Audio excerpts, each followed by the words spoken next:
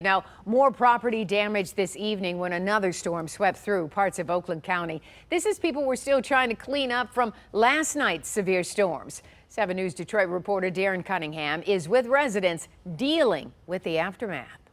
20 to 30 minutes. That's how long residents in this Rochester Hills neighborhood say the storm lingered, doing this kind of damage. Neighbors in the Kings Cove subdivision worked to clear a path after multiple fallen trees blocked the only way out for residents who live on this street. Around 4 p.m., heavy winds and, as you can see, flash flooding hit the area and nearby major roads, leaving damage in its path. It was really scary.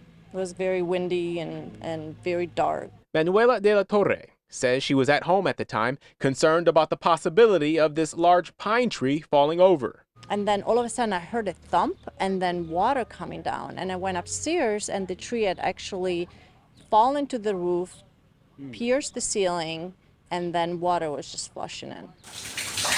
She captured these images. In an attempt to prevent damage from the leak, De La Torre used buckets to catch what water she could. You know, the association is great and they were able to just come in within a couple hours and cut the tree and, help us out. So.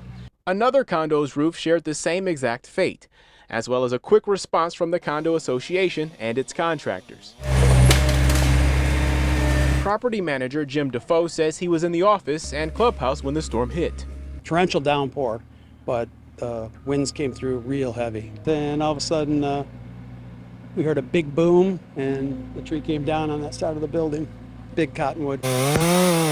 We heard that one come down and hit our clubhouse, and it took out this truck and the back end. It crunched it up, but they could still drive it. Like everyone else 7 News Detroit spoke with, Ann John was relieved there's only property damage. Defoe says the priority for cleanup in Kings Cove is making sure structures are secure and conditions are safe. As long as nobody's hurt, that's all we care about. Folks were curious to know what kind of storm this was. 7 First Alert meteorologist Dave Rexroth says that the sudden and intense winds that occurred here are what's known as a downdraft.